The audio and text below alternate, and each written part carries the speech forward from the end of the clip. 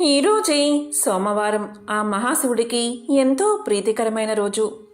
ఈరోజు ఈ కథను వింటే చాలు జన్మల పాపాలు తొలగి కోటి జన్మల పుణ్యం వస్తుంది, సకల శుభాలు కలుగుతాయి. మరి ఆ కథ ఏంటో ఇప్పుడు ఈ వీడియోలో తెలుసుకుందాం. ఒకసారి ముళ్ళంతా కలిసి చేసిన ఆ వినమ్రపూర్వకమైన అర్థింపునకు సూత మునీంద్రుడు ఎంతగానో సంతోషించి ఇలా పలికాడు. ఓ ముని శ్రేష్ఠులారా, మీరు సామాన్యులు కారు. ప్రతి నిమిషం భగవత ఆరాధనలో తనువు మనస్సులను విలీనం చేసిన తాపసోత్తములు మీరు. నియమనిష్టలతో కూడిన సదాచార సంపన్నులు, సచ్చీలురు. నిస్వార్థ చింతనతో మీరు ఏది చేసినా ఏది కోరినా అది లోక కళ్యాణం కోసమే అవుతుంది. కాబట్టి మీలాంటి అభిలాష గలవారికి చెప్పగలగడం కూడా ఒక విశేషమే. ఆ భాగ్యం నాకు మీ వల్లే రావడం నా పూర్వజన్మ విశేషం. కాబట్టి నేను కూడా ధన్యుణ్ణే అన్నాడు సూతుడు. మళ్ళీ సూతుడు ఇలా పలికాడు. ఇంత సౌమ్యంగా నన్ను చెప్పండి అని అర్థించడంలోనే మీరెంత ఉన్నత చరిత్రలో అర్థమవుతుంది. అయినా మీరు కోరిన కోరిక సామాన్యమైనది కాదు. ఆదిపురుషుడైన ఆ పరమేశ్వరుడి గురించి ఎంత చెప్పినా ఇంకా ఎంతో కొంత మిగిలే ఉంటుంది. చెప్పిన తరువాత అంతా తెలిసినట్లే ఉంటుంది. కానీ ఆలోచిస్తే ఇంకా తెలుసుకోవడానికి ఎంతో ఉందన్న విషయం ఆశ్చర్యాన్నే కాదు, అభిలాషను రేకెత్తిస్తుంది. సదాతనుడు, సనూతనుడు, సనాతనుడు అయిన సర్వేశ్వరుడి లీలలు చాలా విచిత్రమైనవి. ఆయన చేతలు ఎవరికీ అంత తేలిగ్గా అర్థం కావు. ఆయన గురించి తెలుసుకోవడం అంటే ఒక రకంగా సృష్టి గురించి తెలుసుకోవడమే అవుతుంది.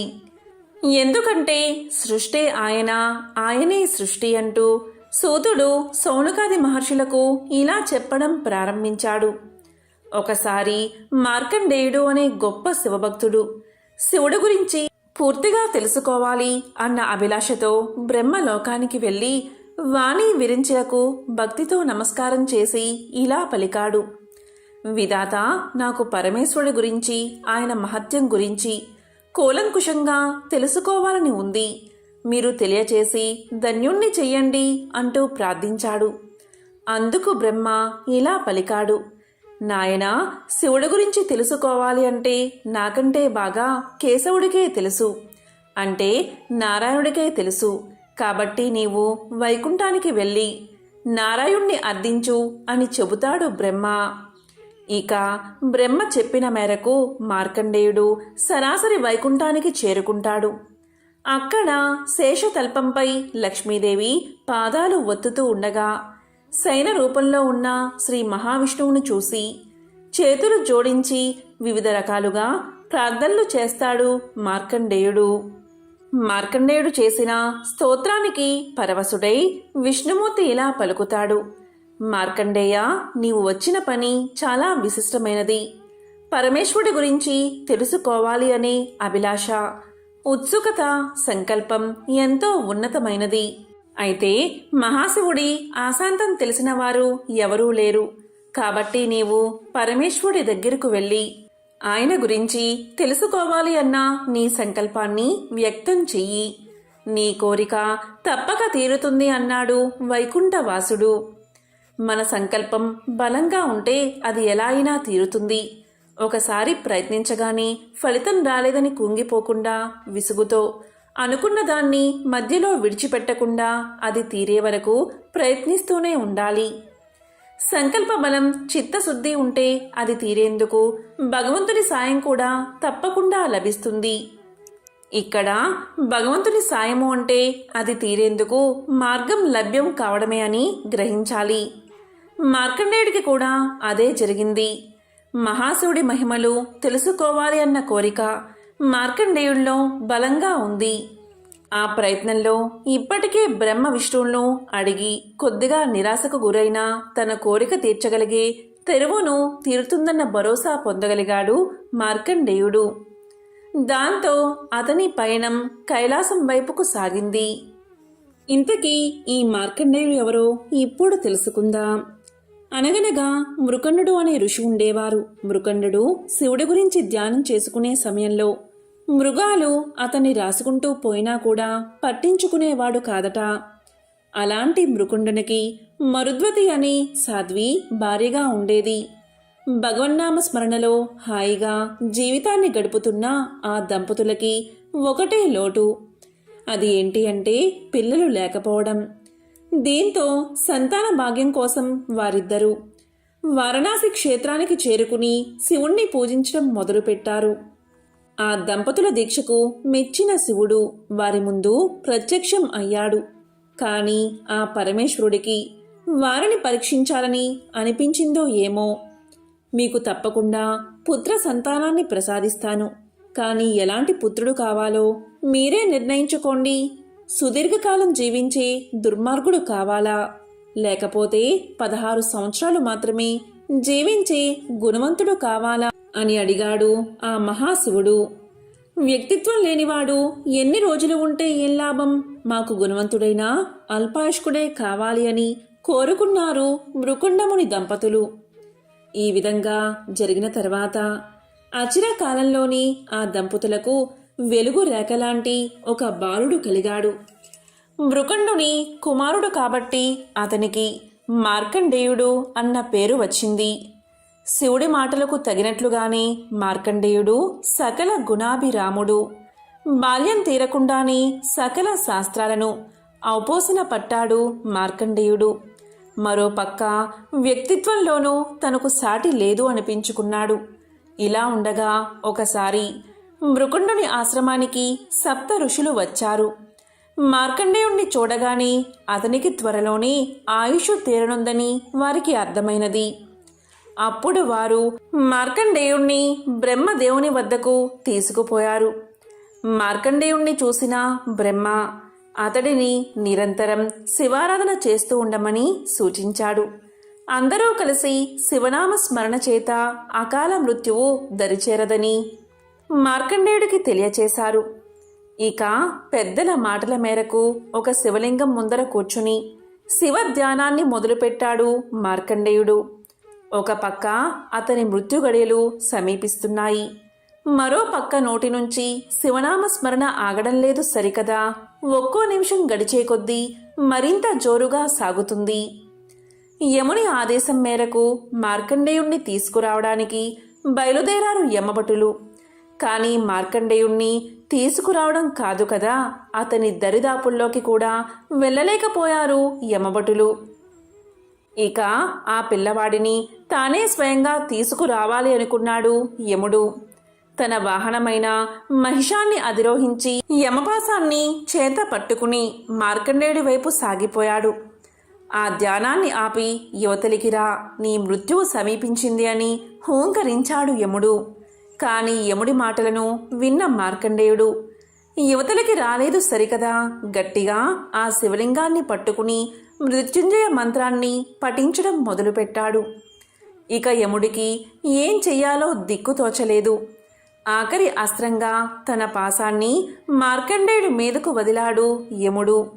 కానీ మార్కండేయుడితో పాటుగా ఉన్న శివలింగానికి ఆ పాసం తగలగానే శివుడు కాలరుద్రుడై బయటకు ఉరికాడు. తన మీదకి తన భక్తుని మీదకి పాసాన్ని విడుస్తావా అంటూ యముడిని ఒక్క పెట్టున సంహరించాడు మహాశివుడు.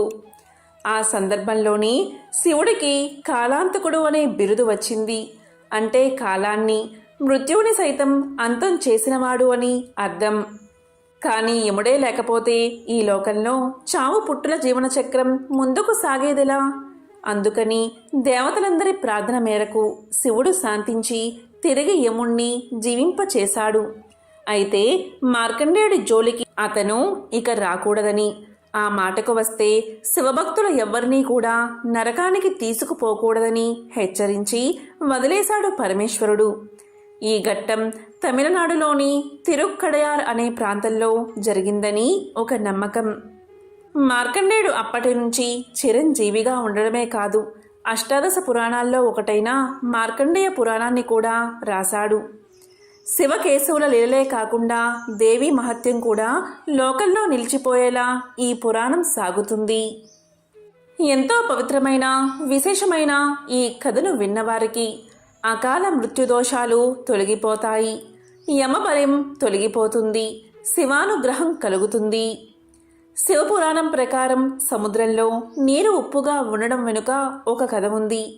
ఈ కథను విన్నంతనే శివపార్వతుల అనుగ్రహం మీకు కలుగుతుంది. మరి ఆ కథ ఏంటో ఇప్పుడు విందాం. శివపురాణం ప్రకారం పార్వతీదేవి శివుణ్ణి భర్తగా పొందాలని ఆశపడింది. శివుడిని ప్రసన్నం చేసుకుని తన కోరిక తీర్చుకోవాలని తపస్సుకు పూనుకుంది. పార్వతీదేవి తపస్సు చేస్తూ ఉండగా సముద్రుడి కళ్ళు పార్వతీదేవిపై పడ్డాయి. పార్వతీదేవి రూపాన్ని చూసి సముద్రుడు మోహించాడు. ఎలా అయినా ఆమెను తన సొంతం చేసుకోవాలి అనుకున్నాడు. నేరుగా పార్వతీమాత ముందే పెళ్లి ప్రస్తావన తెచ్చాడు. అప్పుడు పార్వతీమాత, నేను పరమేశ్వరుడి కోసం తపస్సు చేస్తున్నాను, ఆయన్ని వివాహం చేసుకుంటాను అని సముద్రుడి ప్రతిపాదనను తిరస్కరించింది. పార్వతీదేవి ఇలా అనేసరికి సముద్రుడు కోపంతో ఊగిపోయాడు. శివుడిలో లేనివెన్నో నాలో ఉన్నాయి, అలాంటిది నన్ను కాదని శివుణ్ణి వివాహమాడతానని చెబుతావెందుకు? నేను ప్రజల దాహాన్ని తీరుస్తాను. నా నీరు పాలలా తీయగా స్వచ్ఛంగా ఉంటుంది. అలాంటి నన్ను తిరస్కరించకు, నా ప్రతిపాదన్ని అంగీకరించు అంటూ పార్వతిని ఒత్తిడి చేశాడు సముద్రుడు. సముద్రుడి మాటలకు పార్వతీదేవి ఆగ్రహం చెంది, నువ్వు ఏ నీటిని అయితే చూసుకుని గర్వపడుతున్నావో ఆ నీరు ఎవ్వరూ తాగనంత కఠినంగా ఉప్పుగా మారిపోతుంది. ఇదే నా శాపమని సముద్రుడికి శాపాన్ని ఇస్తుంది అమ్మవారు. ఈ కారణం వల్లే సముద్రంలో నీరు ఉప్పుగా ఉంటాయని అంటారు. మరికొందరేమో సాగర మదనం కారణంగా సముద్రపు నీటికి ఆ రుచి వచ్చింది అంటారు. మహాభారతంలో కురువృద్ధుడు భీష్ముడు అంపశయ్య మీద ఉండి మృత్యువు కోసం ఎదురు చూస్తున్నాడు. ఆ సమయంలో దైవ ప్రార్థన చేస్తూ పాండవులకు పాలన, మనిషి నడవడిక, జీవితానికి సంబంధించిన ధర్మోపదేశాలను తెలియచేశాడు. ఈ సమయంలోనే ధర్మరాజుకు భీష్ముడు రాజనీతి గురించి అనేక ఉపదేశాలను కథల రూపంలో వెల్లడించాడు. అలా భీష్ముడు రాజనీతి గురించి ధర్మరాజుకు చేసిన ఉపదేశాలు శాంతి పర్వం భాగంలో నిండి ఉన్నాయి. నేటికి భీష్మనీతి అనుసరణీయం. పూర్వం విదిశా పట్టణంలో ఒక బ్రాహ్మణ కుటుంబం ఉండేది. ఆ ఇంట్లోని చిన్నారి బాలుడు అర్ధాంతరంగా మరణించాడు. దీంతో ఆ బాలుడి తల్లిదండ్రుల గుండె పగిలిపోయింది. తీరని దుఃఖంతో భార్యాభర్తలు తమ చిన్నారి శవంతో శ్మశానానికి చేరుకున్నారు.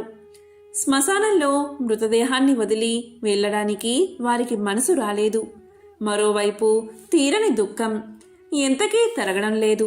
అయితే బాలుడి శవాన్ని అక్కడే ఉన్న ఒక గెద్ద చూసింది. బాలుడి శవాన్ని తల్లిదండ్రులు వదిలి వెళ్తే తినాలనే కోరిక కలిగింది గెద్దకి. రాత్రి తాను సంచరించలేను కనుక పగలు తినాలి అని అనుకుంది. అయితే ఆ బాలుడి తల్లిదండ్రులు శవాన్ని వదిలి వెళ్లడం లేదు. ఎలా అని ఆలోచించింది గెద్ద. మెల్లగా ఆ కుటుంబం దగ్గరికి చేరింది. ఇలా పలికింది గెద్ద, ఎంతసేపని ఇలా ఏడుస్తూ కూర్చుంటారు? చీకటి పడితే భూత ప్రేతాలన్నీ ఇక్కడకు చేరుకుంటాయి. కనుక ఈ శవాన్ని వదిలేసి బయలుదేరండి అంటూ బ్రాహ్మణ దంపతులకు చెప్పింది. అదే సమయంలో అటుగా ఒక నక్క వచ్చింది. అది కూడా బాలుడి శవాన్ని చూసింది. అంతేకాదు అక్కడే కాచుకున్న గద్దను కూడా చూసింది. దీంతో ఎలా అయినా ఆ బాలుడి తల్లిదండ్రులు చీకటి పడే వరకు అక్కడే ఉంటే చీకటి పడిన తర్వాత తాను ఆ శవాన్ని తినవచ్చు అని దాని ఆలోచన. వెంటనే బ్రాహ్మణ దంపతుల వద్దకు వచ్చి నక్క ఇలా పలికింది, ఈ పిల్లవాణ్ణి వదిలి వెళ్ళడానికి మీకు మనసులా ఒప్పుతుంది? కొంచెం సేపు చూడండి, మళ్ళీ ఇంకెప్పుడూ చూడలేరు కదా. అయినా ఎప్పుడు ఏం జరుగుతుందో ఎవరు చెప్పగలరు? ఏ దేవతైనా కరుణించి మీ బిడ్డకు ప్రాణదానం చేయవచ్చు కదా అని నక్క ఆ బ్రాహ్మణ దంపతులతో చెప్పింది. శవాన్ని తినడానికి తల్లిదండ్రుల్ని పంపేందుకు గెద్ద, ఆపేందుకు నక్క కంకణం కట్టుకున్నాయి. దీంతో గద్ద, నేను 100 ఏళ్లుగా ఈ ప్రపంచాన్ని చూస్తున్నాను. ఇప్పటి వరకు చచ్చినవారు తిరిగి బతికిందే లేదు. ఈ నక్క మాటలు విని ఆశ పెట్టుకోకండి అంటూ ఆ బ్రాహ్మణ దంపతులతో చెప్పింది. ఆ గద్ద మాటల్లో నిజం ఉందని భావించి ఆ పిల్లాడి తల్లిదండ్రులు శవాన్ని వదిలి ఇంటికి వెళ్ళడానికి ఉపక్రమించారు. అయితే నక్క వెంటనే బ్రాహ్మణ కుటుంబంతో ఇలా పలికింది. ఈ గద్ద మనసు మహాక్రూరమైనది. పూర్వం రాముడు ఒక బ్రాహ్మణుణ్ణి బతికించిన కథ మీరు వినలేదా? సృంజయుడి కుమారుడైన సువర్ణ శ్రీవిని నారదుడు బతికించలేదా? అదేవిధంగా మీ కుమారుణ్ణి ఏ దైవమో యక్షుడో బతికిస్తాడేమో అంటూ చెప్పింది. ఇలా ఈ రెండు తమకు తగిన వాదన్ని ఆ బ్రాహ్మణ కుటుంబానికి చెబుతున్నాయి. అదే సమయంలో శివయ్య రుద్రభూమిలో విహారం చేస్తూ అక్కడికి చేరుకున్నాడు. బ్రాహ్మణ కుటుంబపు దీనావస్థను చూసి అక్కడికి వచ్చాడు. అసలు విషయం తెలుసుకుని బ్రాహ్మణ దంపతులను మీకేం కావాలో కోరుకోమన్నాడు. వెంటనే ఆ భార్యాభర్తలు తమ కుమారుణ్ణి బతికించమని వేడుకున్నారు. అప్పుడు శివుడు మరణించిన బాలుడికి ప్రాణం పోశాడు. అంతేకాదు, గద్ద నక్కల పాప కర్మను తెలుసుకుని వాటికి ఆకలి లేకుండా చిరకాలం జీవిస్తాయని వరాన్ని ప్రసాదించాడు. దీంతో ఈ కథ సుఖాంతమైనది. మహాశివుణ్ణి భక్తితో ఆరాధించిన వారికి ఆలస్యమైనా సరే ముక్తి లభిస్తుంది. పరమేశ్వరుడు హిమాలయాల్లో తపస్సు చేసుకుంటూ ఉండగా పర్వతరాజైన హిమవంతుడు తన పుత్రిక అయిన పార్వతిని పరమేశ్వరుడి సేవకై ఉపయోగించాడు.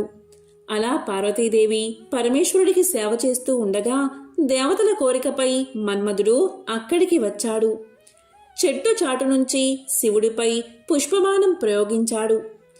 తపస్సులో ఉన్న శివుడు తన మనసులో కలిగిన కలవరపాటుకు చింతించి అందుకు గల కారణం కోసం నలుదిక్కులా పరిశీలించాడు. మన్మధుడు కనిపించాడు. అప్పుడు కోపంతో శివుడు 3వ కన్ను తెరచి ఆ కంటి మంటల్లో మన్మధుణ్ణి మసి చేసేశాడు. కొంతకాలం తర్వాత గణపతి ఆ బూడిదను 2 చేతులతో పోగు చేస్తూ ఉండగా ఆ బూడిద నుంచి భయంకర ఆకారంతో రాక్షసుడు ఒకడు ఉద్భవించాడు. అతడే బండాసురుడు. ఇతడు పెరిగి పెద్దవాడై ఘోరమైన తపస్సు చేసి పురుషుల వల్ల తనకు మరణం లేకుండా వరం సంపాదించుకున్నాడు. వరబల గర్వితుడై బండాసురుడు దేవతా వర్గంపై దండెత్తి దేవతలను, మునులను, సాధువులను పీడించడం ప్రారంభించాడు. దేవతలు బండాసురుడి దురాగతాలకు తట్టుకోలేకపోయారు. తమ బాధల్ని బ్రహ్మదేవుడికి నివేదించుకున్నారు. దేవతలందరి పక్షాన బ్రహ్మదేవుడు విష్ణుమూర్తి వద్దకు వచ్చి ప్రార్థించగా ఒక మహాశక్తి వల్ల తప్ప బండాసురుడు మరణించడని విష్ణువు వివరించాడు. అప్పుడు దేవతలందరూ బ్రహ్మ, విష్ణువులతో కలిసి ఒక యాగం ప్రారంభించారు.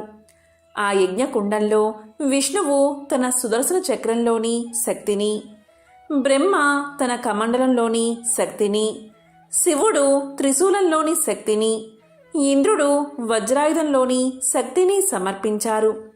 దేవతల కష్టాలు తీర్చవలసిందిగా పరాశక్తిని మరీ మరీ ప్రార్థించారు. అప్పుడు బ్రహ్మ విష్ణువుల ఆధ్వర్యంలో జరిగిన యాగం, ఆ యాగంలో దేవతలు చేసిన త్యాగం జగన్మాతను సంతృప్తిపరచగా ఆ యజ్ఞ వేదిక నుండి ఆమె ఆవిర్భవించింది. ఆమె శిరస్సుపై రత్న ఖచ్చితమైన సువర్ణ కిరీటం, ఆపై అర్ధచంద్రుడు ప్రకాశించసాగారు. ఆమె 4 చేతుల్లో పాసం, అంకుశం, చెరుకు విల్లు, 5 పుష్పబాణాలు ధరించింది. ఆ జగన్మాతను చూసి బ్రహ్మాది దేవతలు అనేక విధాలుగా స్తోత్రాలు చేశారు. వారి భక్తి భావాన్ని చూసి ఆమె ముచ్చటపడింది. బండాసురుణ్ణి సంహరించగలనని దేవతలకు ఆమె అభయాన్ని ఇచ్చింది. కొన్నాళ్లకు ఆ పరాశక్తి చతురంగ బలాలతో బయలుదేరింది. బండాసుర సంహారార్థమై బయలుదేరిన ఆమెను ఇరువైపులా వారాహీదేవి, శ్యామలాదేవి అనుసరించారు. పరిచారికలుగా తల్లి వెంట నిలిచారు. ససైన్యంగా తన పైకి యుద్ధానికి వస్తున్న పరాశక్తిని చూసి బండాసురుడు భయంకరమైన తన సేనావాహిని ఆమె పైకి పంపాడు. యుద్ధం ప్రారంభమైనది. దేవి పంపిన సేనలు బండుని సేనలను సర్వనాశనం చేశాయి. అప్పుడు బండాసురుడు తన 30 మంది పుత్రులను దేవి సైన్యంపైకి పంపాడు. అంతటా పరాశక్తి తన కనుబొమ్మల మధ్య భాగం నుండి బాలాదేవతను సృష్టించింది. బండపుత్రులను సంహరించమని ఆజ్ఞాపించింది. పరాశక్తి ఆజ్ఞ మేరకు బాలాదేవత బండాసురుడి పుత్రులందరినీ సంహరించింది. తన పుత్రులందరూ మరణించడం చూసి బండాసురుడు తన 2 భుజాల నుంచి 2 రాక్షసులను సృష్టించాడు. ఒకడు విశ్రుకుడు, వేరొకడు విషంగుడు. వారిద్దరినీ జగన్మాతపైకి పురుకొల్పాడు. తన పరిచారికలైన వారాహి, శ్యామలా దేవతలను ఆజ్ఞాపించింది అమ్మవారు. జగన్మాత ఆజ్ఞానుసారం వారాహి దేవత విశ్రుకుణ్ణి తుద ముట్టించగా శ్యామలాదేవి విషంగుణ్ణి సంహరించింది. తన సైన్యము, తన పుత్రులు, తాను సృష్టించిన శక్తులన్నీ సర్వనాశనం కాగా బండాసురుడు దిక్కుతోచని వాడయ్యాడు. దేవి ప్రయోగించే శస్త్ర అస్త్రాల బారి నుంచి తన్ను తాను రక్షించుకోవడానికి ఒక విఘ్న యంత్రాన్ని ప్రయోగించాడు. సంగతి తెలిసిన జగన్మాత మహాకామేశ్వరుని వంక చూసింది. ఆ చూపుల్లో నుండి గణపతి ఆవిర్భవించాడు.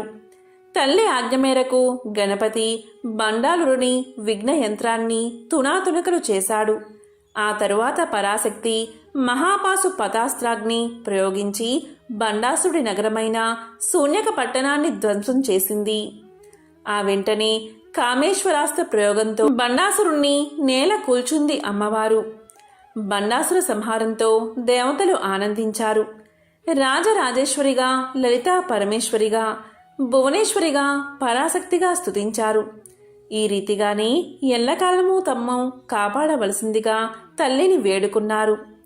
వాత్సల్యామృత వర్షిణి అయిన పరాశక్తి అలాగే అని వారికి అభయ ప్రదానం చేసి అంతర్ధానమైనది. దీంతో దేవతలందరూ సుఖశాంతులతో కాలం గడిపారు.